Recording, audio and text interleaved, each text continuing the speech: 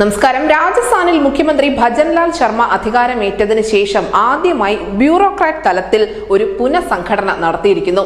സംസ്ഥാനത്ത് ആകെപ്പാടെ ഒരു അഴിച്ചുപണിക്ക് തന്നെയാണ് BJP തുടക്കമിട്ടിരിക്കുന്നത്. എന്തായാലും നിലവിൽ അവിടെ രാജസ്ഥാൻ സർക്കാർ 72 IAS ഉദ്യോഗസ്ഥരെയും 121 രാജസ്ഥാൻ അഡ്മിനിസ്ട്രേറ്റീവ് സർവീസ് ഓഫീസർമാരെയുമാണ് സ്ഥലം മാറ്റിയിരിക്കുന്നത്. വെള്ളിയാഴ്ച രാത്രി വൈകിട്ടോടെയാണ് പേഴ്സണൽ ഡിപ്പാർട്ട്മെന്റ് ഈ ഒരു ഉത്തരവ് പുറപ്പെടുവിച്ചിരിക്കുന്നത്. ചുരു കളക്ടറായ സിദ്ധാർത്ഥ് ചുഹാഗിനെ മുഖ്യമന്ത്രിയുടെ സെക്രട്ടറിയായും കെക്രി കളക്ടറായ VM ശർമ്മയെ മിഡ് ഡേ മീൽ കമ്മീഷണറായും നിയമിച്ചതായി കൂടി ഉത്തരവിൽ പ്രത്യേകം പറയുന്നുണ്ട്. 3 IAS ഉദ്യോഗസ്ഥർക്ക് അധിക ചുമതല കൂടി നിലവിൽ ഭരണകൂടം നൽകിയിരിക്കുന്നു. നിരവധി അഡീഷണൽ കളക്ടർമാരും സബ് ഡിവിഷണൽ ഓഫീസർമാരും ഉൾപ്പെടെ 121 RAS ഉദ്യോഗസ്ഥരെയും സർക്കാർ സ്ഥലം മാറ്റിയിട്ടുണ്ട്.